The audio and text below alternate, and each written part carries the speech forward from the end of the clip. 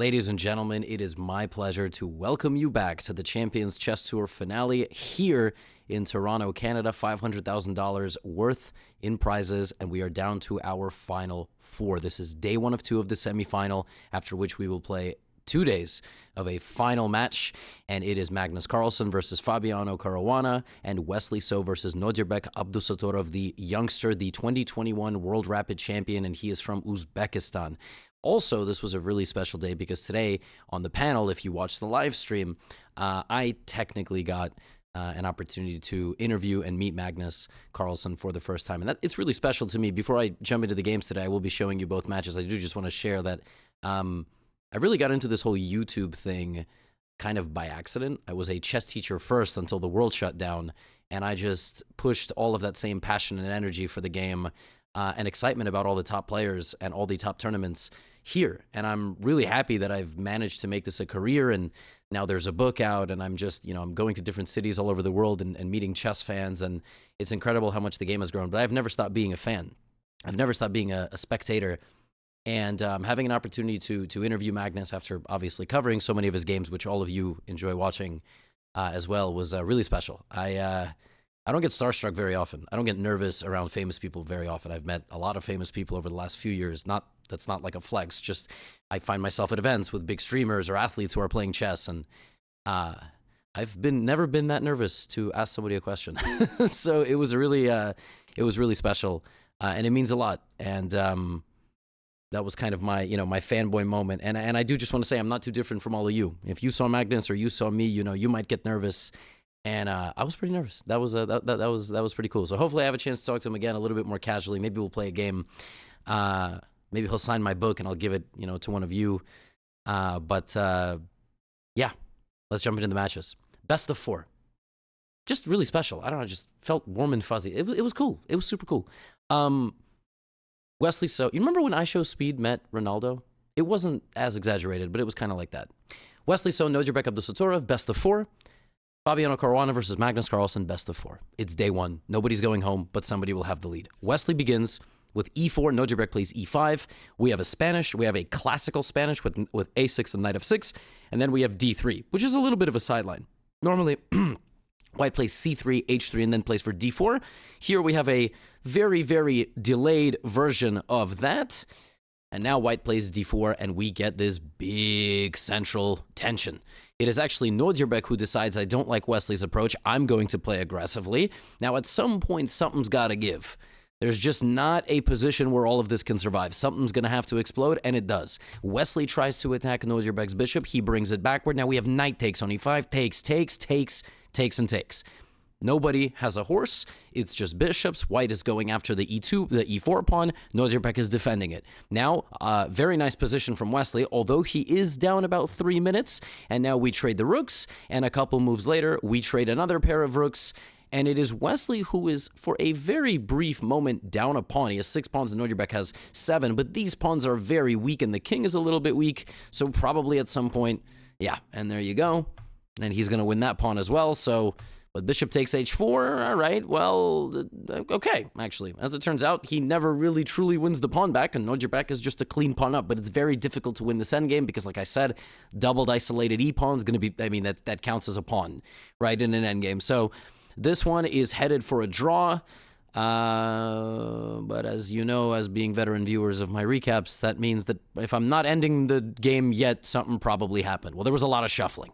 Nodirbek is up a pawn. He's trying to win, right? And for good reason. And Wesley has 27 seconds on the clock. Nodirbek down to 10. He sacrifices one of his pawns to create an opening in White's position and get this big clamp. And he's shuffling, and he's shuffling. We've now officially crossed 70 moves.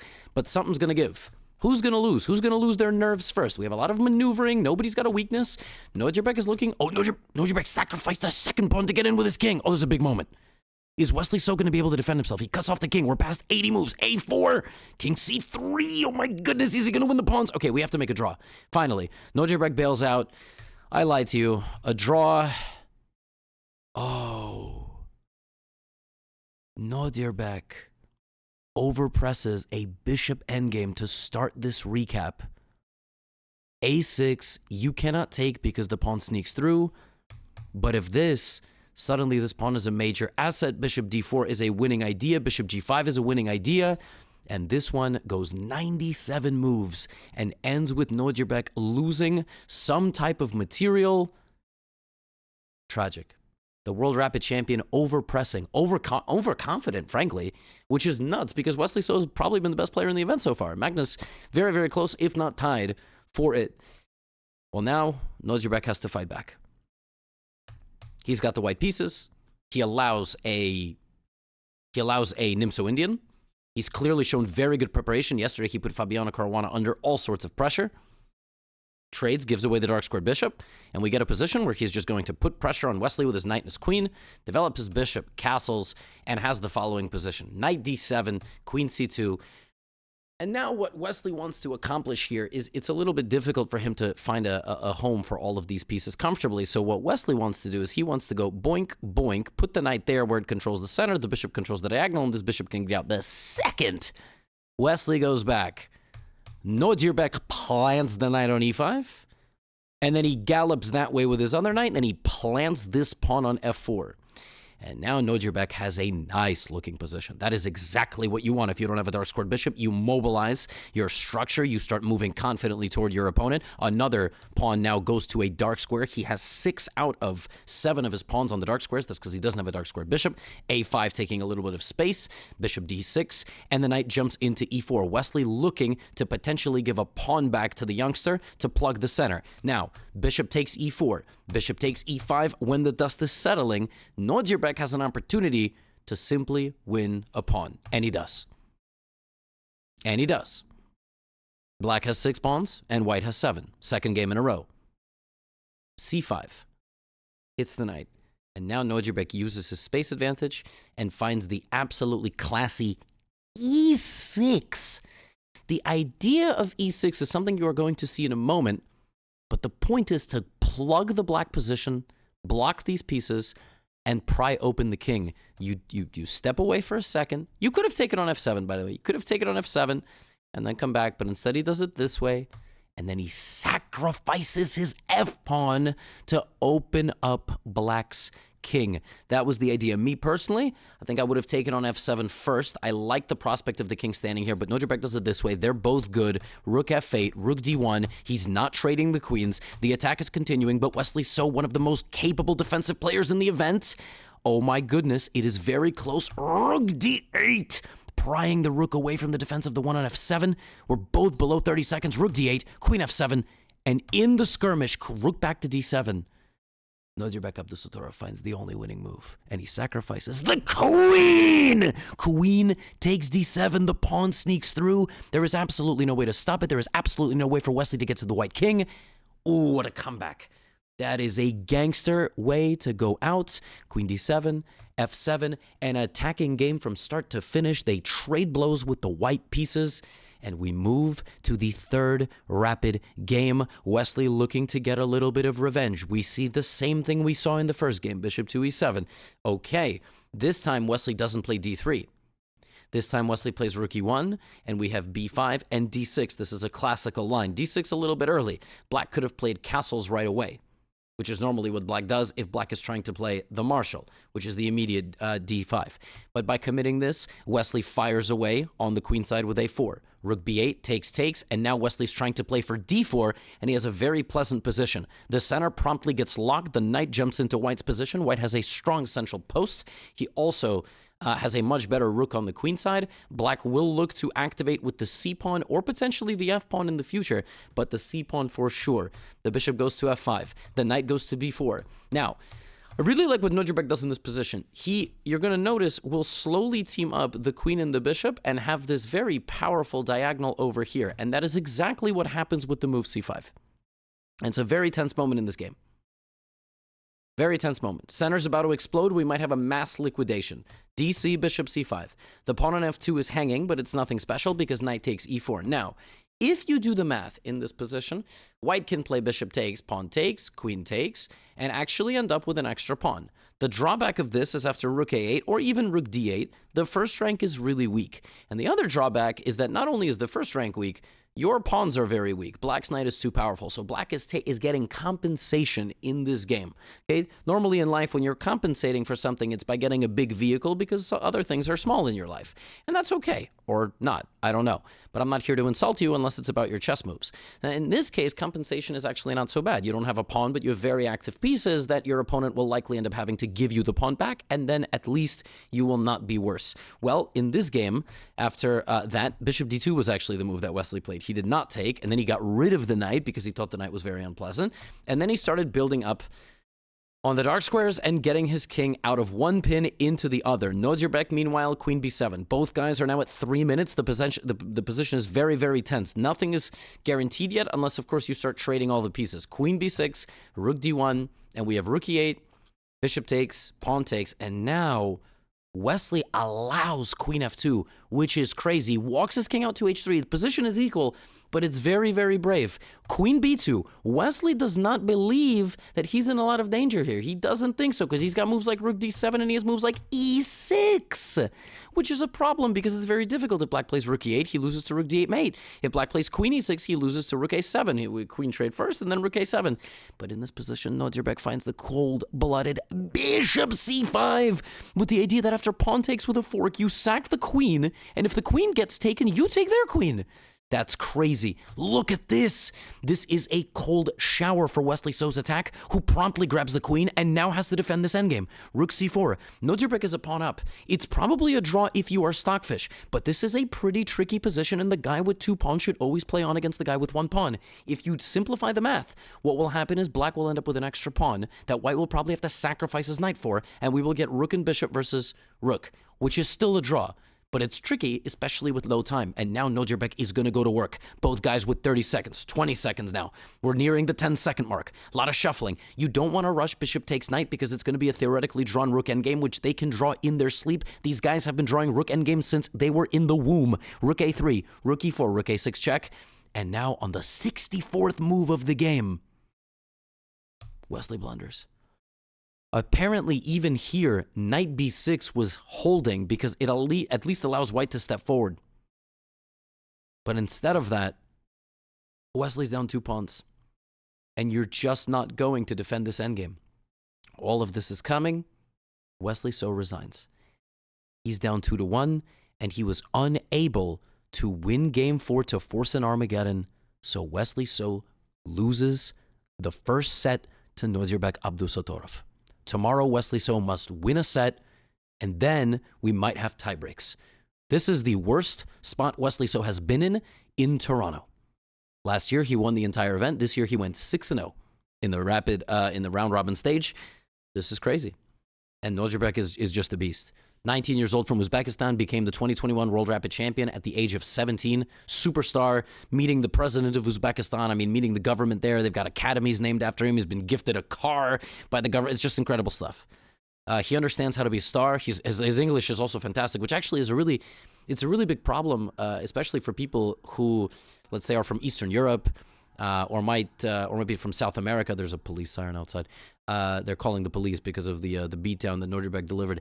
They're like, chess is an international language. You don't have to speak English, but for media opportunities, like, it's good to be multilingual. I mean, that's just the reality. It's the way it's always been. Vishy Anand, for example, I imagine speaks Hindi, and if that's the wrong dialect, I do apologize. I'm an American. I'm pretty stupid, so I'm not familiar with every dialect in India, but I do believe Hindi is the most popular.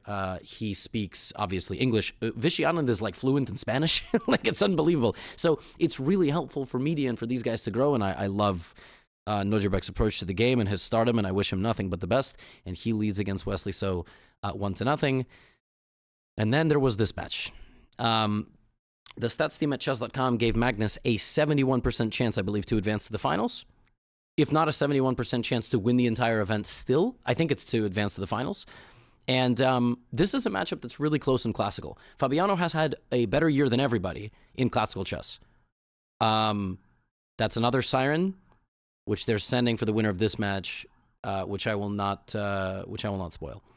But Fabiano has struggled against Magnus in Rapid, the most notable case being the 3-0 that he lost on the tiebreak day of their World Championship match in 2018.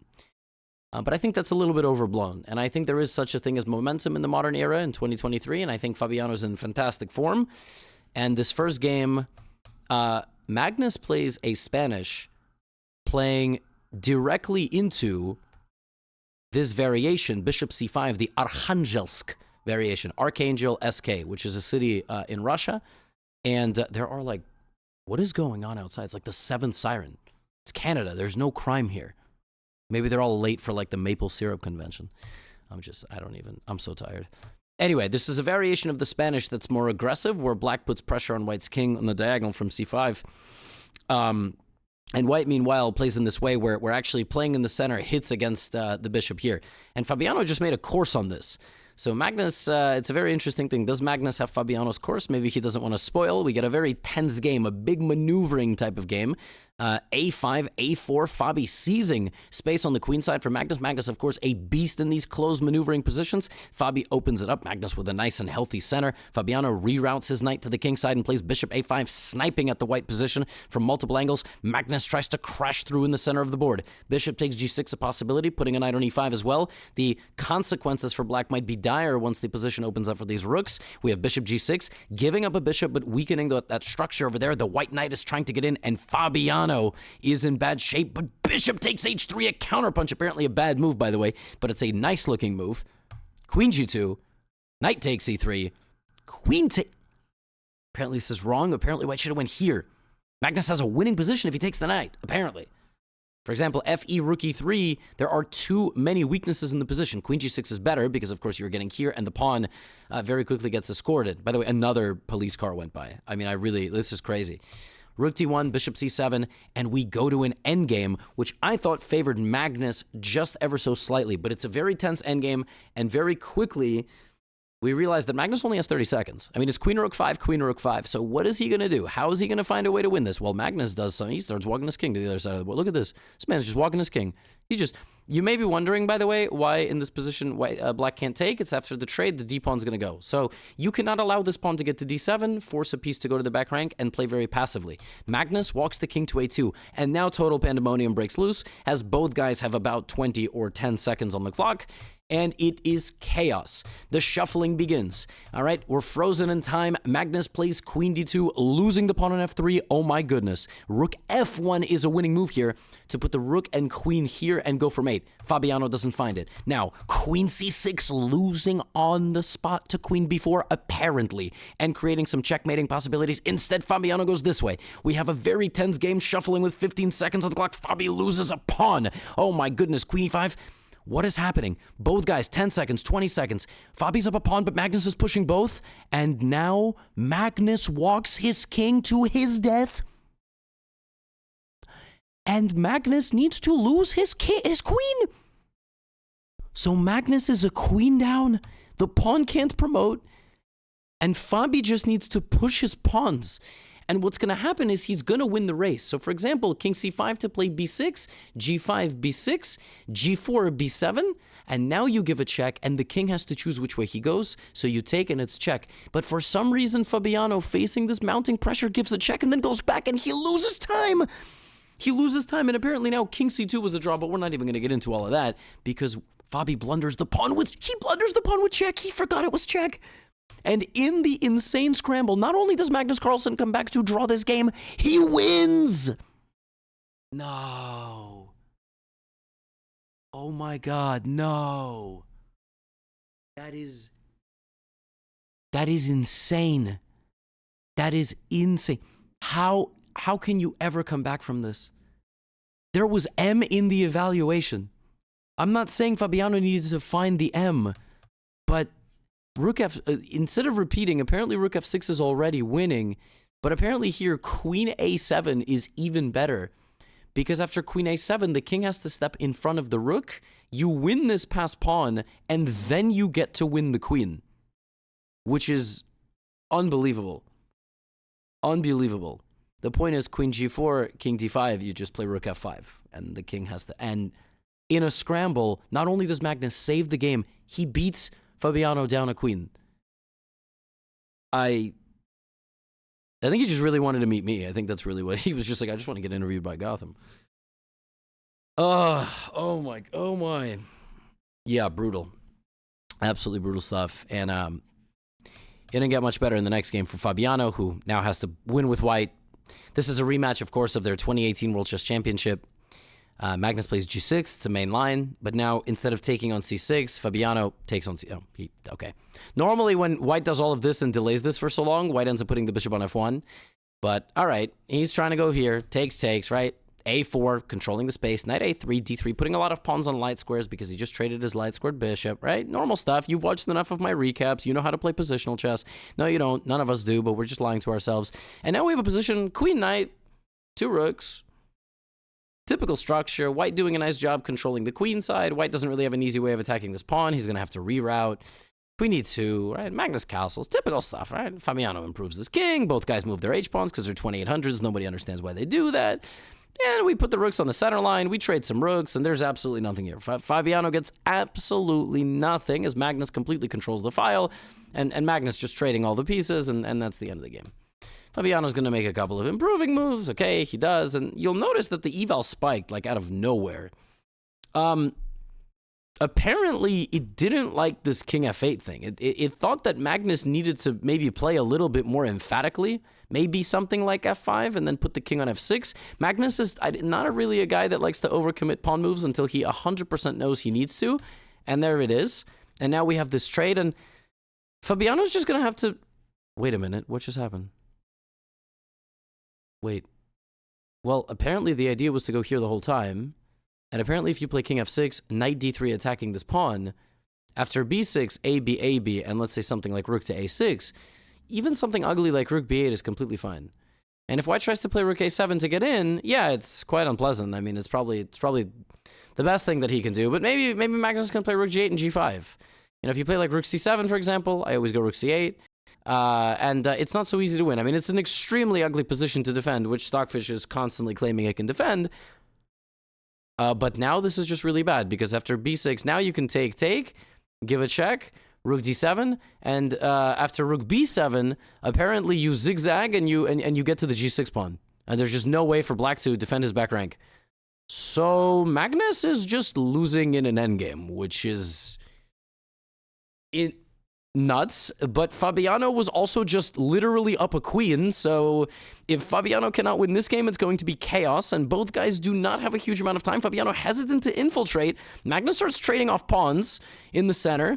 And you kind of always hold out hope. There might be a chance he saves it. He's not. This pawn is too strong. And that pawn ultimately is the hero. And Fabiano Caruana grinds back. And I got to tell you, he makes it 1-1. And that was exactly like the Wesley So match. White wins both games. So White went 4-0 in the first 2 rounds. And that is massive. And another thing which is massive, by the way, is, that was really poor phrasing. Another thing which is like very important to highlight in this match is Fabiano has been winning in the first 2 games. Like he won that endgame in game 2. He was completely winning in game 1. So Magnus really has to turn things around. But he plays the exact same line with a slight deviation. Instead of playing a3 and what he did in the first game with like slow playing d3 knight and stuff like that, he plays a4 right away and then he plays it like this, and it's going to be a longer maneuvering game. So this time Magnus really delays d4, if not postpone it completely indefinitely, but it is a Ruy Lopez at the end of the day, and if White doesn't play the move d4 in a Ruy Lopez, I don't really know what he's doing. So after a little while, he finally does play d4, but Fabiano has absolutely nothing to be concerned about. We saw a position, the Nodirbek game, where he controlled the A-file. Fabiano has the guns pointed over here.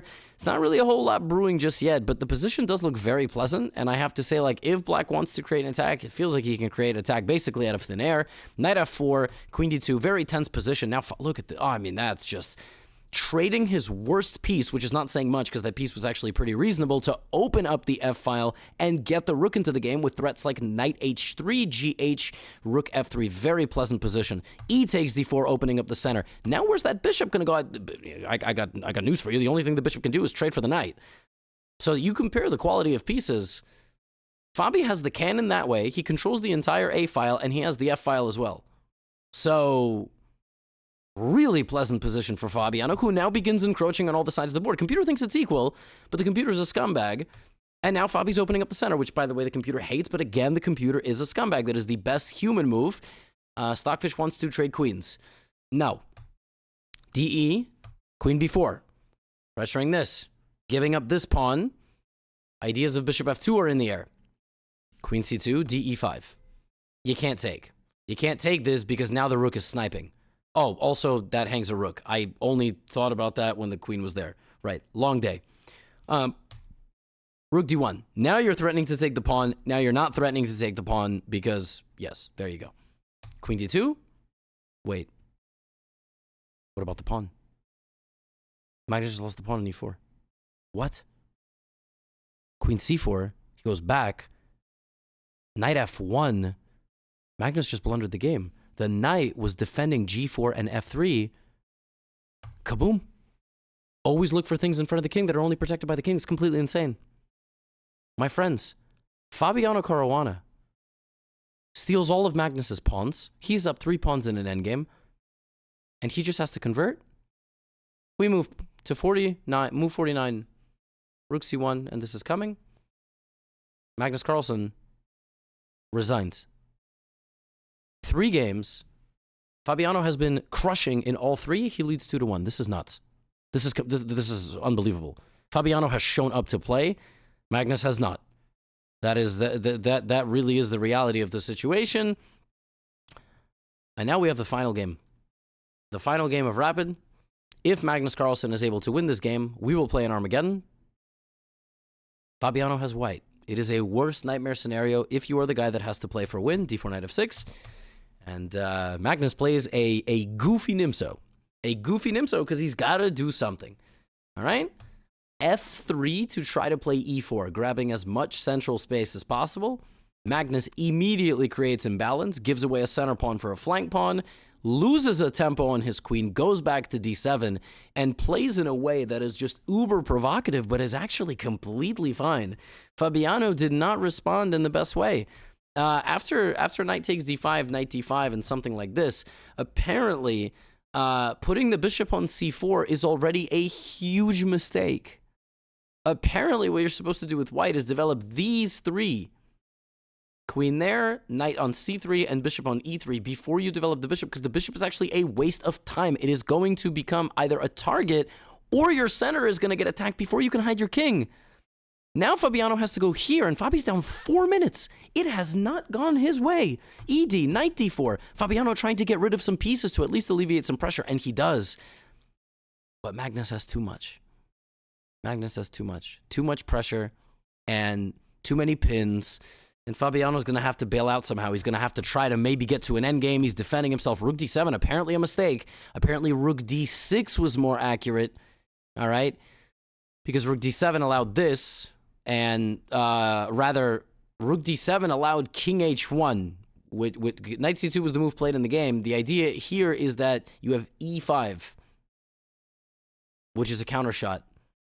Whereas, if the rook goes to d6, rook d6, king h1, rook d8, you don't have e5 because this is protected. And also after knight c6, queen e3, like again, apparently that's the reason. So the rook needs to be on d6 and not d7. Both guys make a lot of mistakes here, and Magnus finds bishop takes h2. A brilliant sacrifice, which gets us to an endgame. Rook d2, queen d6. He picks up material. And my friends, it is 6 pawns versus 5. This is literally the worst place you want to be. This is like getting tackled to the ground by Khabib Nurmagomedov. This is what that's like. And now Magnus is going to go to work with 2:52 on the clock versus 17 seconds. You can be Fabiano Caruana. You can be any other very, very good player. He brings his pieces. Look at Magnus stripping away that queenside defense. It's now just 1 pawn hanging there. He's only up 5-4. But because he has so many pawns, that's what gives him really good winning chances. If it was a 2-on-1, you remove everything. It's just this. It's like that Nodirbek endgame.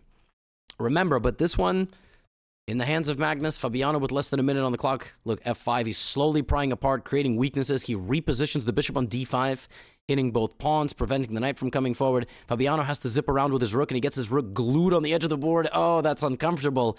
And now h5, And the second that the king goes to play defense, he removes control of this, and yeah, that's it. I mean, the pawn's either going to walk through, or you're going to lose the defense of this. Fabi takes. This is a Magnesian masterclass, is what this is. It takes 55 moves. This man just won with black. We're going to Armageddon. Oh, that was perfect. You literally could not have asked for something better. What a game with black. He creates imbalance immediately, and that is just, I mean, that is a dubious opening, quote unquote, but he gets the job done, and he bids. Remember, they bid for who plays Armageddon with black. Magnus bid 8 minutes and 56 seconds. So he was in a must-win game here, but in Armageddon, you are not in a must-win game. You are in a must-draw game. You are in a must-not-lose game. But Magnus bids 8.56 to get black and plays the Sicilian defense. Magnus gives Fabiano a 6 minute and 4 second time advantage. But it's not 6 minutes and 4 seconds that's important. It's the fact that Magnus has 9 minutes to think until move 60 when he gets 1 second bonus time. That is how Armageddon works. So it's not necessarily the time difference. It's the fact that when you get into an imbalanced Sicilian defense, white is going to have to think too, and Magnus plays a con-Sicilian. It's a very unpopular opening at top level. White is considered better. There are considered to be better options in the Sicilian. But when you are in a situation like this, right? Life is going to be very, very challenging for white, but not for Fabiano. Fabiano pushes all his pawns. He mobilizes. He suppresses the move b5. And look at the time. He's still up 6 minutes. So Magnus hasn't had the successful opening experiment. Fabiano has a very, very pleasant position. He's marching Magnus down. Magnus might not be able to castle his king. He definitely can't go long. He especially can't go long here now. And where's he going to keep his king? In the center? Fabiano plays rook g1. He's ready. He's ready to go. He's about to knock on the door. Fabiano is pissed off. He's like the mafia. The rent money's late. Magnus tries to create a little bit of a brick wall. He's got 6 minutes on the clock. Fabi goes back to h1, ready to open up the position. Magnus strikes in the center. Oh my goodness, this is absolutely nuts. 6 minutes down, playing this really hot position, but it's going to come down to 2 or 3 critical decisions. Brilliant move. A little bit of an overstatement there, but he's, opening the position. And now this is just, I mean, the quality of these rooks is incomparable. White's rook absolutely dominant. And now Fabiano had to step on the gas. He needed to find f5. And after e takes d4, bishop takes d4 with pressure on the rook, and he can continue to fire. And apparently, according to computer, with moves like knight e5, fg, with all of these different pins, white is doing well, and I don't know, could potentially go on to have a decisive attack. Again, higher the computer thinks, the more it thinks the position is total chaos. But Fabi takes a step back. And sometimes in the Sicilian, that is literally, and I am not exaggerating, all it takes. Magnus chops down the bishop, and will you believe it? Magnus Carlsen castles into this line of attack because he has one of his own. Knight d4, mistake number 1. Long castles, mistake number 2. His idea was to give away the pawn. You can't take it because it's pinned, but instead of that, Magnus rips open the position with b5. Correct move, down 5 minutes on the clock with less than 5 minutes to go total in the Armageddon. But the avalanche is just unstoppable now. Now the A file is open as well. King to b1, b4 hits the knight, and he blows open the center of the board. An absolute Sicilian masterclass. Fabiano sacrifices his rook to create attacking possibilities on the H file and down the middle. And now Magnus plays a very, very, very clever solution to this position. Look at the evaluation. It is really, really, really high in black's favor. But black's best options here are to play moves like de4, bishop e5 with mate coming potentially, and run your king to e8, and it is craziness.